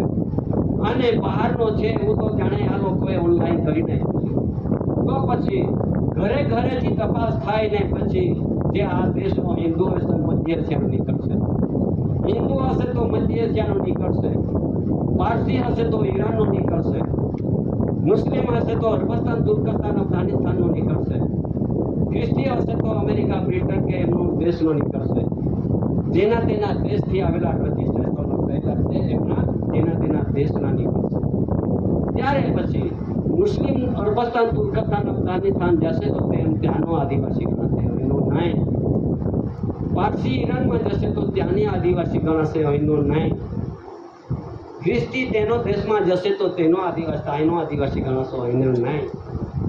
જે તે ધર્મના ઓળખાતી પ્રજાઓ માટે એમના આ ન્યૂ વર્લ્ડ ઓર્ડર મૂકેલા છે. આ ન્યૂ વર્લ્ડ ઓર્ડરમાં મૂકેલા છે. એમના પછી શું થશે?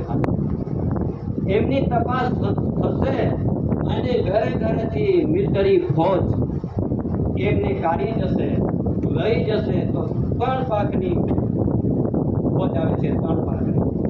એક ભૂમિદળ, એક હવાઈ દળ, એક નૌકાદળ એટલે કે દરિયા ફોજ, એક આકાશમાં લડવાનું ફોજ અને એક ધરતી પર લડવાનું ફોજ. આ 3 પાકના ફોજો આવે છે. એમના મેજરો પર ઓર્ડર પર હવે આવશે.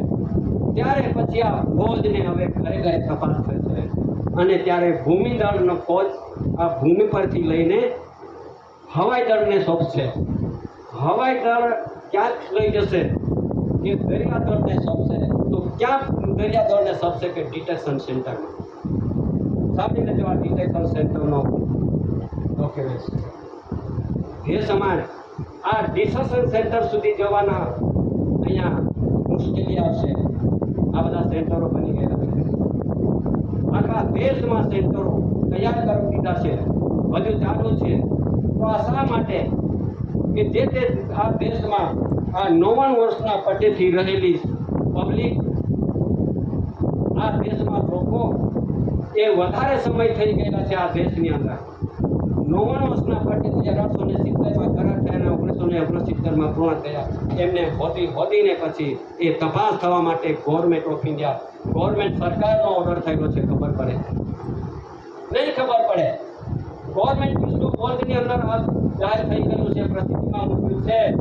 એના માટે ન્યૂ વર્લ્ડ ઓર્ડર.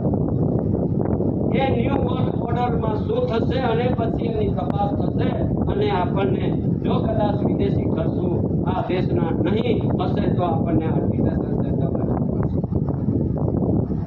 આ ડિટેશન સેન્ટરો અરે આસામમાં તો હજુ ઘણા બની ગયેલા છે, હજુ બનતા છે અને આખા દેશમાં, આપણે મહારાષ્ટ્રમાં, ગુજરાતમાં, રાજસ્થાનમાં, હરેક જગ્યાએ, હરેક રાજ્યમાં મોટા મોટા સેન્ટરો તૈયાર થઈ શકે.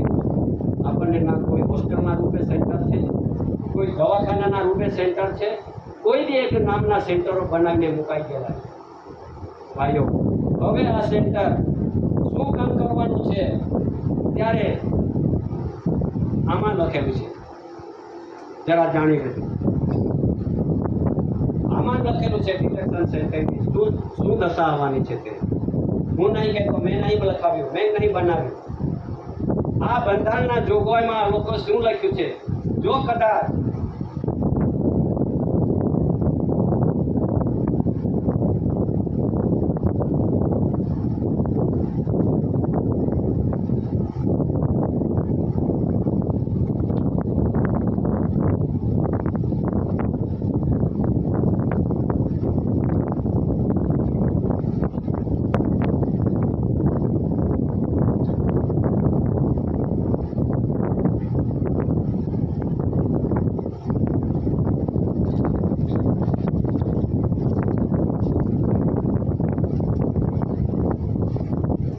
કદાચ આપણને સમય આવશે તે પ્રમાણે તમને કહું કે અહીં જો એક પાસપોર્ટ આપવાના છે, તે પાસપોર્ટ લીધા પછી, તે પાસપોર્ટ આપણા કબજામાં આવી ગયા પછી આપણને અહીંયા સુધી જવાનું છે.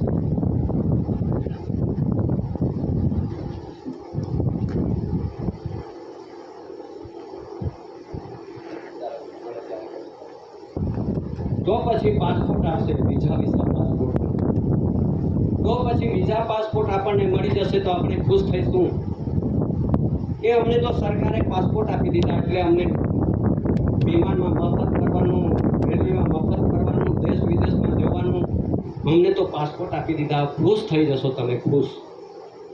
ત્યારે ખુશ થઈ જશો તો પછી તેમાં શું આવશે કે ત્યારે પછી એ વિમાનમાં મફત જ રહી જશે ત્યાં કે ડિટેક્શન સેન્ટર સુધી. આના જોગવાઈમાં તમને પાછું હું આગળ બતાવું છું કે આવી રીતે જો આવશે આ ડિટેક્શન સેન્ટરમાં પછી એમાં જે લખેલું તમે વિઝા પાસપોર્ટ લઈ લેશો, તમારા હાથમાં આપી દેશે છે મારી પાસે તો પછી હવે એમાં લખે છે ડિટેક્શન સેન્ટર શા માટે બનાવ્યું. આ ગવર્મેન્ટ સરકારના બંધારણમાં આવે છે. એમને કેન્દ્ર સરકારની, સેન્ટ્રલ ગવર્મેન્ટની જેટલી જવાબદારી છે એટલી જવાબદારી એમને કરવું પડશે. અને જેટલી સેન્ટ્રલ ગવર્મેન્ટ, કેન્દ્ર સરકારે જે વ્યક્તિઓને જે દેશમાં રાખી મૂક્યા છે આજ દિન સુધી, જવાબદારી એમની છે. એ પણ સાંભળી લેજો, ગવર્મેન્ટનો ઓર્ડર થયો છે. પણ ગવર્મેન્ટ કોણ છે તે નહીં ખબર. ત્યારે એમ લખે છે डिटेक्शन सेंटर उस जगह के कहते हैं कि जहां अवैध रूप से यूं या की लीजिए कि गैर कानूनी रूप से बगैर वैध दस्तावेज के देश में घुसने वाले विदेशियों को उनके पहचान जाने के बाद रखा जाता है डिटेक्शन सेंटर में. આ બધે ડિટેક્શન સેન્ટર થશે પછી ત્યાં સુધી તમને આપણને રાખવામાં આવશે. ત્યારે એમ કહે છે કે जब तक उनके देश में वापस नहीं भेज दिया जाता, इस नजरबंदी केंद्र में पुकारा जा सकता है. इस तरह से डिटेक्शन सेंटर दुनिया के कोई देशों में बनाए गए हैं. आपको भी ये बताते कि विदेशी कानून 1946 की धारा 302 सी के तहत भारत सरकार को सीमित अधिकार है कि वह विदेशी नागरिकों को उनके देश वापस दे सकती है। भारत सरकार कोण?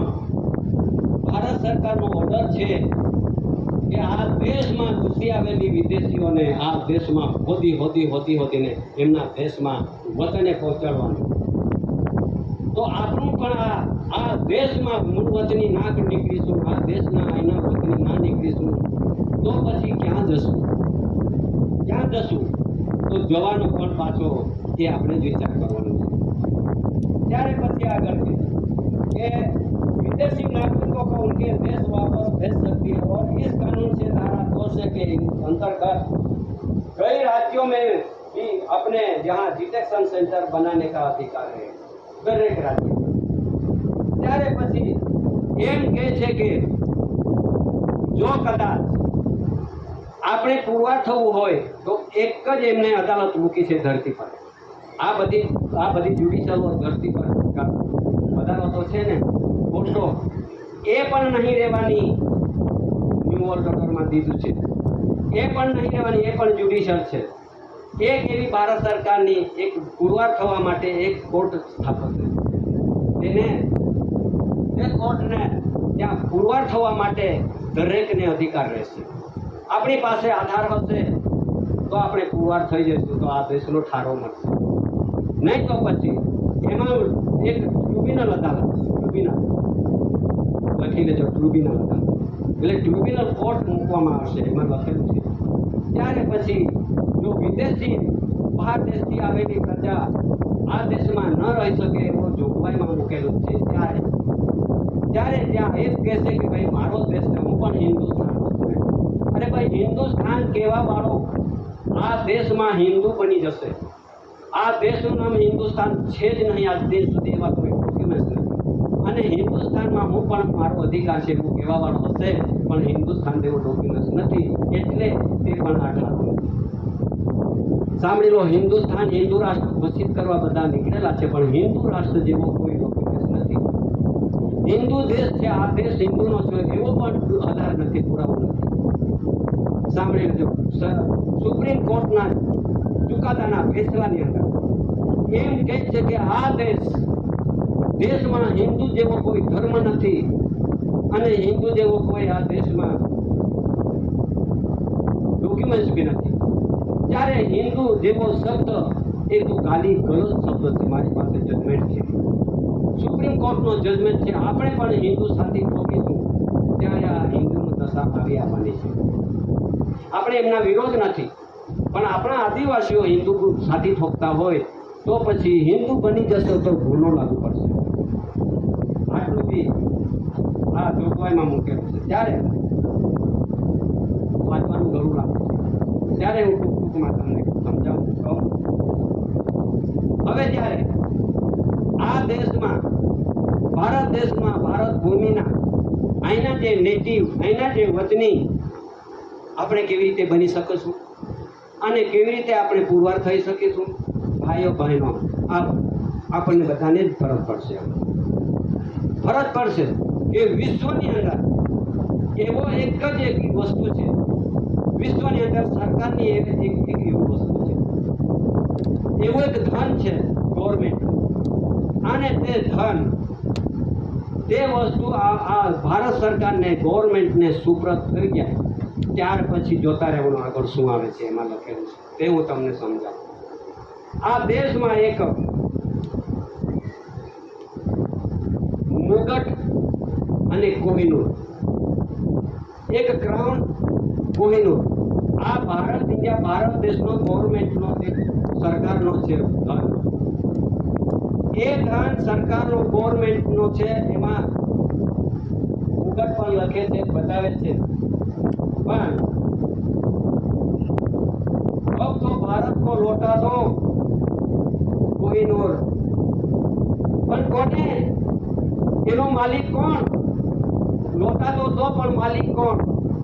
આ દેશમાંથી બધા પ્રધાનો લોકો જાય છે ત્યાં લંડનમાં મ્યુઝિયમમાં મૂકેલો છે, ત્યાં બધા જો લેવા માટે જાય, દુનિયાના બધા પ્રધાનો અને રાષ્ટ્રપતિઓ જાય, પણ સરકાર હોય તો મળે ને. આ તો બધા ઓઆઈજીએસ છે વિશ્વની અંદર, દેશની અંદર ઓઆઈજીએસ જશે, નોકર જશે તો મળશે ખરું? ત્યારે સરકાર ગવર્મેન્ટ ઓફ ઇન્ડિયા ભારત સરકાર કોણ છે?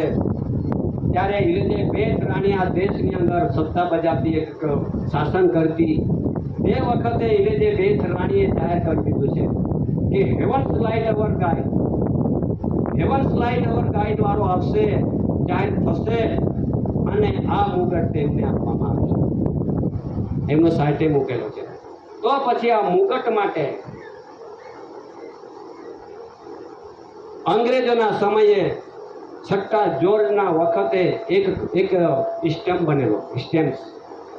હવે સ્ટેમ્પની અંદર એમાં મૂકેલો છે કે ક્રાઉન તાજ અને હેવન્સ લાઇટ અવર ગાઈડ, એક જ સ્ટાર એટલે એક જ માલિક તે સ્ટેમ્પ પર મૂકેલો છે, એક જ માલિક ગવર્મેન્ટ. અને તે હેવન્સ લાઇટ અવર ગાઈડ ફરતે લખ્યું છે અને ઉપર મુગટ મૂકી છે, એ માલિક ગવર્મેન્ટ છે હશે. તે વખતે આ મુગટ, આ ક્રાઉન પગડી એ ત્યારે આ દેશના ગવર્મેન્ટની હતી, પણ આજે આ જ્યુડિશિયલ લોકો, રાજા લોકો લડાઈને મરી ગયા, લડાઈને મરી ગયા. જ્યારે જેમના પર મુગટ તાજ આવે એમના રાજ્યાભિષેક થતો અને તેની સત્તા ચાલતી, તાજના આધારે રાજ્યાભિષેક થતો ને સત્તા ચાલતી. આજે કેટલા રાજાઓ મરી ગયા આ ભારત દેશમાં, પણ કોઈનો મુગટ થયો નથી, તે સરકારનો ગવર્મેન્ટનો થયો છે. ત્યારે પછી આજે પણ કેટલા રાજાઓ મરી ગયા. હું તમને કે પહેલા તો વારંગલ સામ્રાજ્ય તેલંગાણા હતા, એમના પાસે હજારો વર્ષની વાત છે. ત્યારે પછી એમની સાથે કાકતીયા રાજાએ એમને લડાઈ કરી અને પછી એમના કબજામાં લીધા. ત્યારે પછી રાજ્યાભિષેક થતા અને રાજ્યાભિષેક થાય અને એના કુટુંબ સાફ થતા.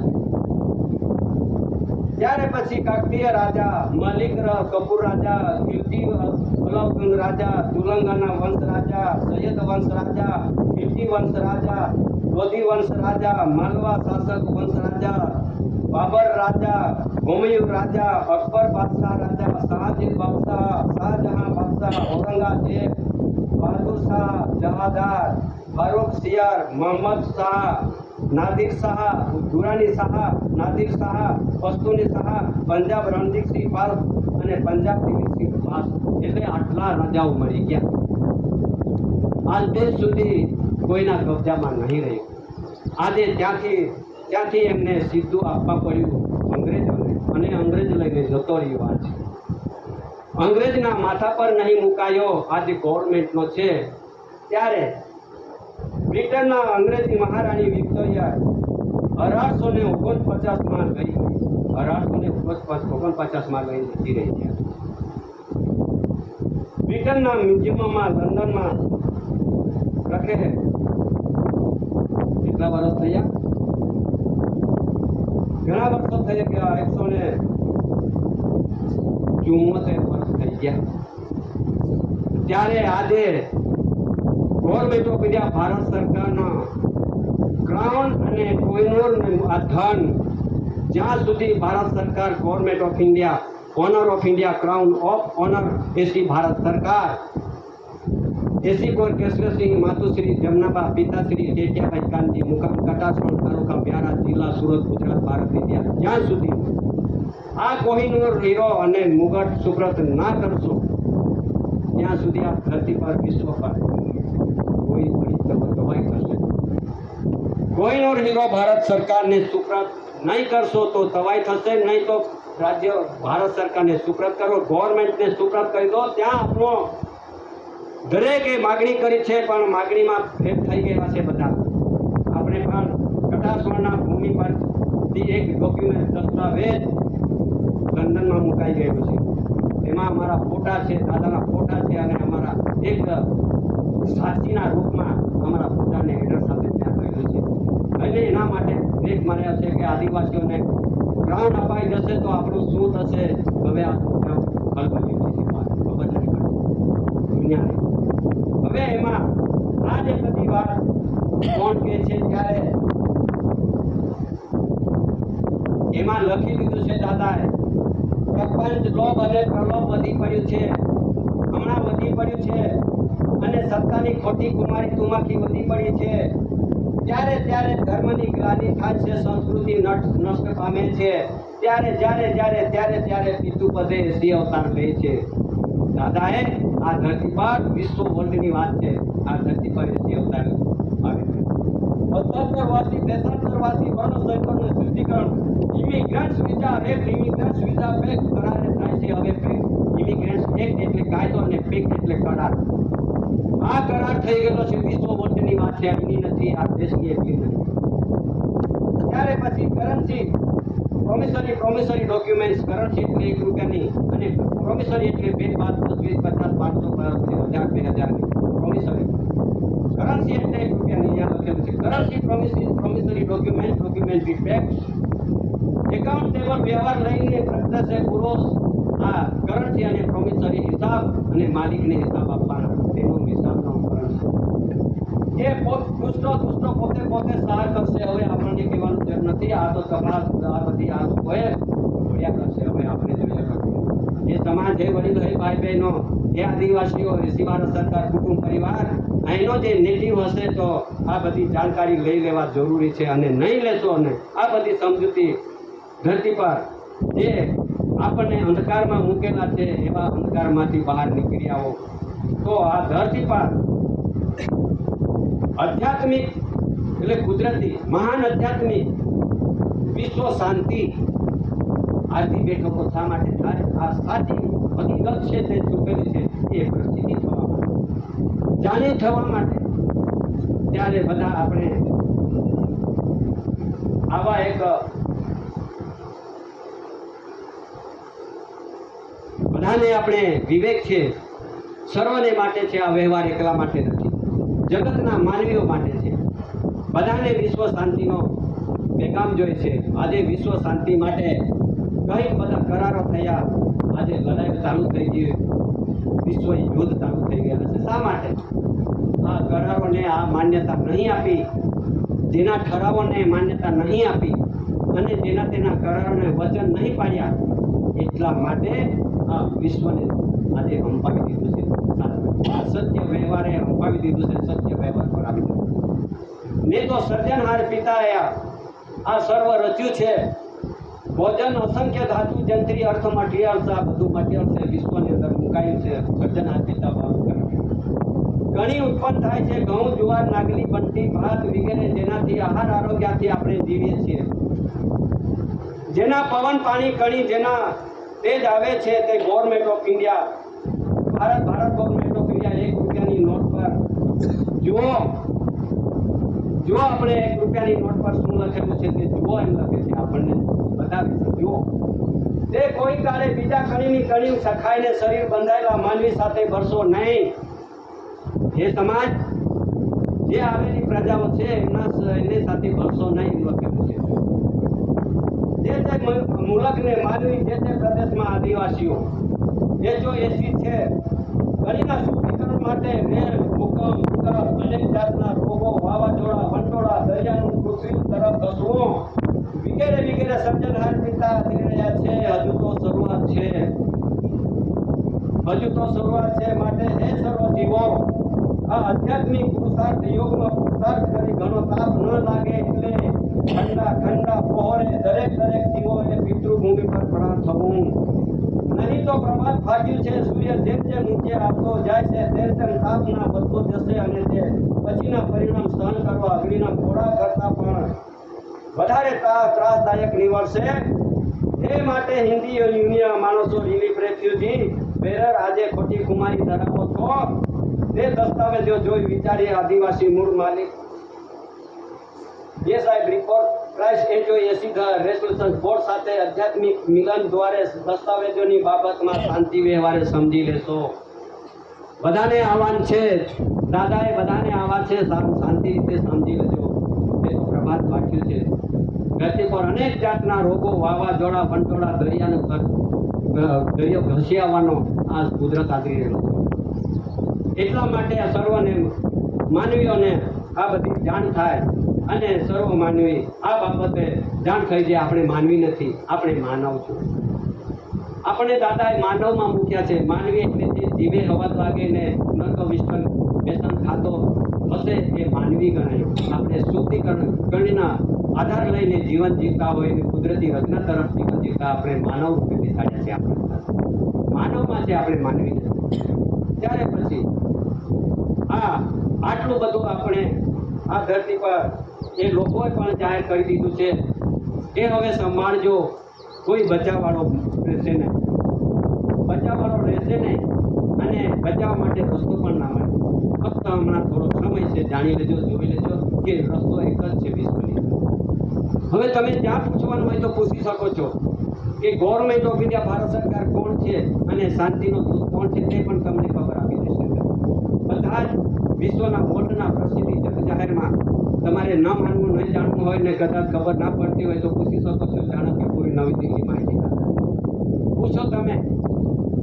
અને ત્યાં નહીં ખબર પડતી હોય તો લંડનને પૂછો. 142 ડેલિગેટ ધૈર્યરાષ્ટ્ર 64 ત્યાં બેઠેલા છે, તેમને ત્યાં બધો રેકોર્ડ પડેલો છે. ખબર આપી દેશે. કે નહીં ખબર પડતી હોય તો જાઓ, નજીક મુંબઈ છે, ટંકસાળમાં જાઓ, જ્યાં પૈસા છપાય છે, પરચુરણ છપાય છે, ત્યાં પૂછી શકો છો કે ભાઈ ગવર્મેન્ટ ઓફ ઇન્ડિયા ભારત સરકારનું ટંકસાળ ભારત સરકાર કોણ છે. તેમાં એસી ઇન્ડિયા ગવર્મેન્ટ મીટ મુંબઈ, એસી ઇન્ડિયા ગવર્મેન્ટ મુંબઈ, એસી ભારત સરકાર મીટ મુંબઈ, DAP 84-445 ત્યાં નક્કી થયેલું. નહીં ખબર પડતી હોય તો પૂછો. હવે અત્યારે આખા દેશની અંદર સુપ્રીમ કોર્ટ પણ અંધારામાં નથી, રાષ્ટ્રપતિ પણ અંધારામાં નથી, ગૃહપ્રધાન, રક્ષામંત્રી, ભૂમિદળ, હવાઈદળ, નૌકાદળ, વડાપ્રધાન બધા અંધારામાં નથી. બધાને ખબર છે કે ગવર્મેન્ટ સરકાર ચીજ અલગ છે. ત્યારે બધી રાષ્ટ્રપતિ કહે છે કે આપણી લોકશાહી સંસ્થા ખતરામાં આવેલી છે. બધા પુકાર કરે છે. હવે આપણે લોકશાહીમાં ગયા હશો તો લોકશાહીનો કોઈ ડોક્યુમેન્ટ્સ નથી ભાઈ. આ દેશમાં લોકશાહી છે એવો કોઈ દસ્તાવેજ નથી. સ્વરાજ છે એવો દસ્તાવેજ નથી. પ્રજાસત્તા છે એવો દસ્તાવેજ નથી. દસ્તાવેજ નથી માટે આ ખતરામાં છે. તો આપણે બધા લોકશાહીમાં જતા રહીએ. લોકશાહી એટલે કોને કહેવાય? આપણે એના વિરોધ નથી, પણ આ લોકશાહીનો અર્થ ના જાણ્યો હશે એટલા માટે જાણી લે. લોકો એટલે દેશ વિદેશથી આવેલી પ્રજા. આપણે લોકો નથી. આપણે આ એસી આદિજાતિ આદિવાસી છે, જાત છે. આ જાતને લોકો ના કહે. લોકો તો આવેલી પ્રજાઓના, આવેલી સંસ્થાઓના, આવેલા રજીસ્ટ્રેશનો થયેલા લોકો. એના માટે આ ઇલેક્શન છે, એમના લોકો માટે છે. તેના માટે દિલ્હીની અંદર રાષ્ટ્રપતિ પુકારે છે કે આ લોકશાહી ખતરામાં સંસ્થા છે. તો આપણે લોકો નથી, આપણે સંસ્થાના નથી, આપણે રજીસ્ટ્રેશન વાળા નથી. આ દેશના એના વતની છે, તો વતની તરીકે પુરવાર થશું. ત્યારે પછી અહીંયા આપણને રહેવા માટે ધારો મળશે, ને તો મળી શકે એવું દેખાતું. ત્યારે પછી દાદાએ આપણને એક એવો મહાન હિસાબ આવતો છે. તે હિસાબની અંદર આપણને હિસાબ ન લાગુ પડે, હિસાબ આપણે ન જઈ શકીએ. હિસાબ કોને લાગે? કોણ હિસાબ આપશે? તો ત્યારે પછી granted by the central government, I promise to pay the bearer. એટલે કેન્દ્ર સરકારની જવાબદારી માટે હિસાબ ચૂકતે કરો. ત્યારે 2, 5, 10, 20, 50, 500, 1000, 2000ની નોટો પર જુઓ કે granted by the central government. જે સેટલ થયેલા લોકો એટલે ત્યાંથી આવેલા સેટલર, અને તે સેટલ થયેલા લોકો આ દેશની અંદર ઇલેક્શન લાવ્યા છે, ચૂંટણી લાવ્યા છે, અને તે આપણા માલિક પાસેથી અભિપ્રાય લે છે, આપણા પાસેથી પરવાનગી લે છે, અને અમને રાજ કરવાનું, અમને આ દેશની અંદર સત્તા રાજ કરવાનું, એટલે આપણે રાજ કરવા માટે એમને સહકાર કરીએ. ખોટું નહીં મનાવતા. હકીકત સત્ય છે. ક્યાં ગયેલા છે આપણે? એટલા માટે આ સંસ્થાને ટેકો આપેલો છે આપણે. એટલા માટે આપણે પર ગ્રાન્ટેડ બાય ધ સેન્ટ્રલ ગવર્મેન્ટના, કેન્દ્ર સરકારના જેટલા પ્રતિનિધિઓ બેઠા છે તે આપણે ટેકેદાર બને છે. ત્યારે પછી હું થોડોક, જ્યારે મારે ત્યાં દિલ્હીથી, ગાંધીનગરથી, બધા કલેક્ટરમાંથી, ગાંધીનગરથી ગવર્નરમાંથી, દિલ્હી કમિશનર, અને બધા તાલુકાના મામલેદાર અને CID CBI પત્રકારો LIDઓ બધા દોડી આવેલા. એ તમને થોડીક વાતથી સમજણા કે તે પૂછવામાં આવે જ્યારે ઘરે આવ્યા ને બેઠા બધા 12 ગાળા ભરીને આવેલા. અને પછી હું થોડોક એમની સમજૂતી આપી આવીને પછી બેસાડ્યા.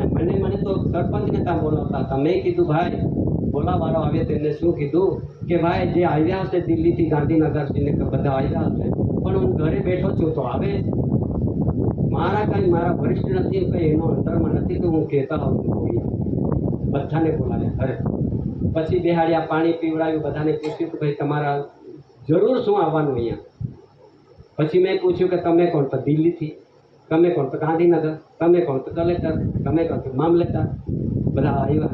પછી પૂછવામાં આવે ત્યારે પછી મને મેં એક જરાક પ્રશ્ન કર્યો તેનું કર્યું કે મેં પૂછ્યું કે ભાઈ હું દિલ્હી આવું છું, હું ગાંધીનગર આવું છું, દિલ્હી કેટલેક વખત આવીએ છીએ, તો તમારા ઓફિસમાં અંદર આવવા માટે અમે પરવાનગી લઈને અંદર આવીએ છીએ. હું લખી આપું છું કે હું અમુક ગામથી તાલુકો જિલ્લો ને રાજ્યથી આવું છું મુલાકાત માટે, અમને મુલાકાત આપો. હવે અમે લખી નાખીએ ત્યારે તમે અમને મુલાકાત આપો ત્યારે અમે અંદર તમારી સાથે બેસીએ છીએ. તો તમે તો મને મળવાનું આવ્યા તો તમે કોઈ પરવાનગી લીધી કે લેખિત આપ્યું કે મને? તો મને લેખિત જ નહીં આપ્યું. તમને મેં બોલાવ્યા જ નથી તો તમે ઘરે ચડી આવ્યા તો ઘૂસણખોરી કેવી રીતે ચાલે? પછી એમને વિચાર કાયદો તો બધાને લાગે, કાયદો તો બધાને લાગે કે ઘૂસણખોરી કરીને ન આવી શકાય તેને કાયદો લાગે. ત્યારે પછી કીધું કે દાદા એ વાત સાચી છે પણ અમે મિત્રતા રાખીએ. મેં કીધું હું પણ મિત્રતા રાખી પણ સાચી હકીકત છે ને તે તમારે જાણવું પડે. ત્યારે પછી મેં કીધું કે આટલે દૂર દિલ્હીથી અહીંયા આવવાનું શું જરૂર? ત્યારે પછી અમે દિલ્હી ગાંધીનગર આવ્યા, ગાંધીનગરથી જિલ્લામાં આવ્યા, જિલ્લાથી તાલુકા મામલેદાર સાથે અમે આવ્યા. કે શા માટે? એ એવા વ્યક્તિઓ છે કે ઇલેક્શન નહીં કરતા. જાણી લેજો હવે કે મેં જીવનની અંદર મેં ઇલેક્શન નહીં કર્યું એટલે તપાસ કરી. પછી એમ કે આપકી પાસ कोई एजेंसी है? मैंने बोला मेरे पास क्या की एजेंसी है? बोले वोट करने की. तो मैं वोट नहीं किया, मैंने दिखा भी नहीं, वोट किया भी नहीं. मेरा क्या जरूरत है अपने एजेंसी के?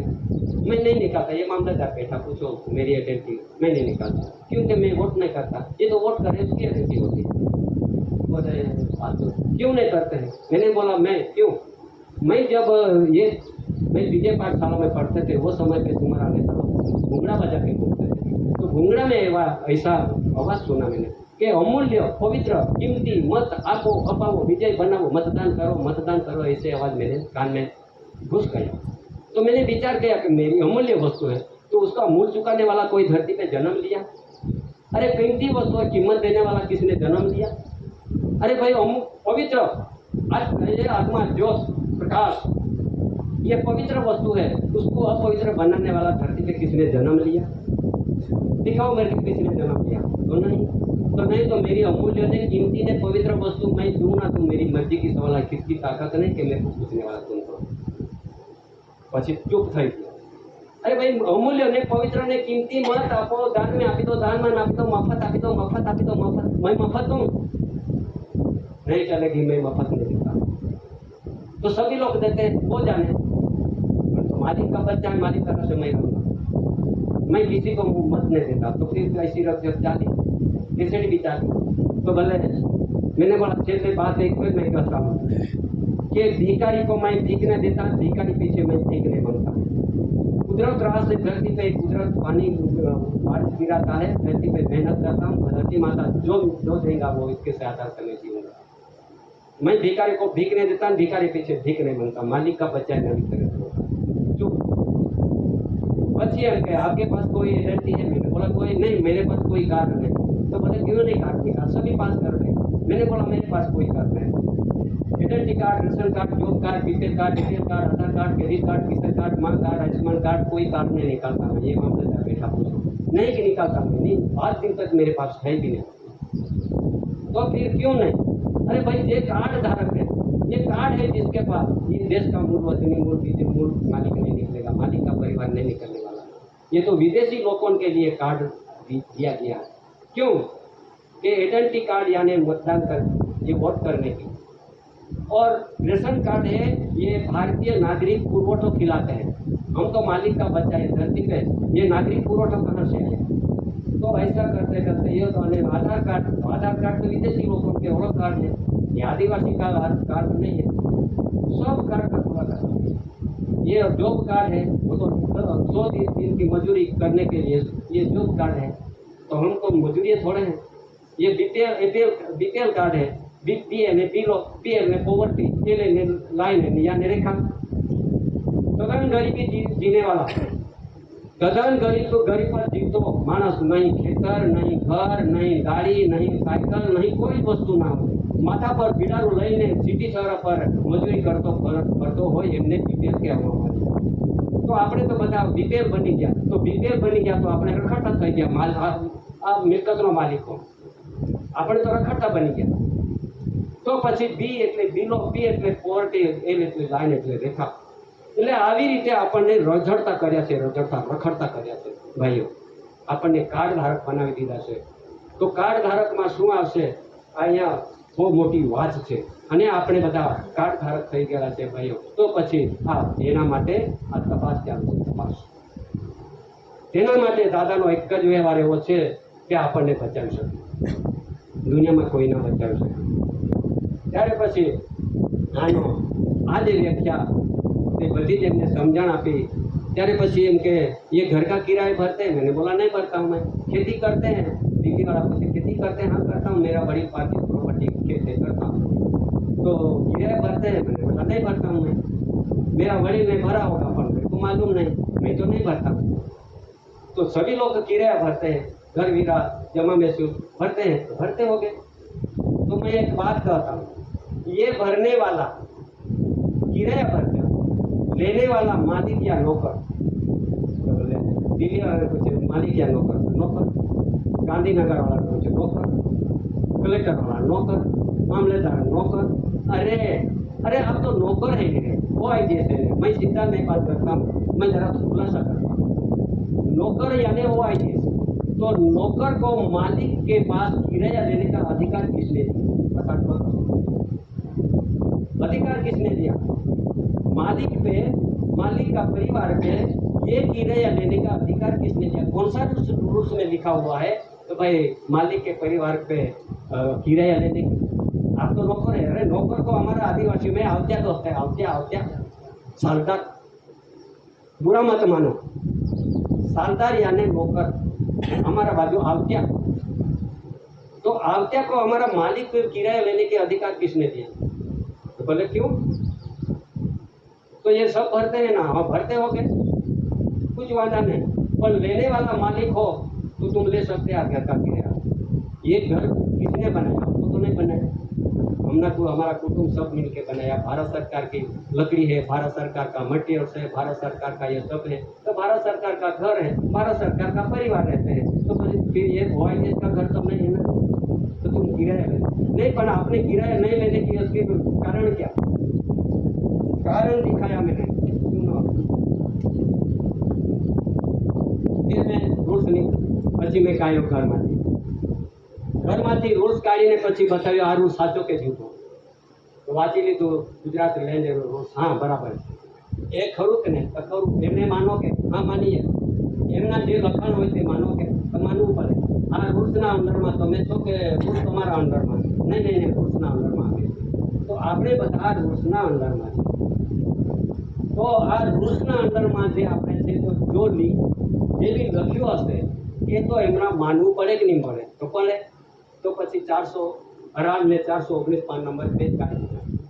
दिल्ली वाला ने वांच्युं, ठाका ज वांच्या। गांधीनगर वाला है ठाकुर ज वांच्युं। कलेक्टर वाला है ठाकुर ज वांच्युं। मैं कीधुं क्यों पूरा बात रहे? बड़े से बातों सब इकट्ठा हुए हैं, पब्लिक समाज ये सब जानकारी दे दो, उसमें क्या लिखा हुआ। पछी मैं तो मांगी लूँगा, मेरे पास ऐसा नहीं चलेगा भाई। सबको जानकारी होना चाहिए ये क्यों नहीं भरते हैं, घर वीरा किराया क्यों नहीं भरते हैं, खेती किराया क्यों नहीं भरते हैं, टैक्स क्यों नहीं भरते हैं। ऐसी उनकी मांगनी है ना, तो मांगने वाला तो नौकर है, तो वो नौकर मालिक के पास कैसे ले जाओ?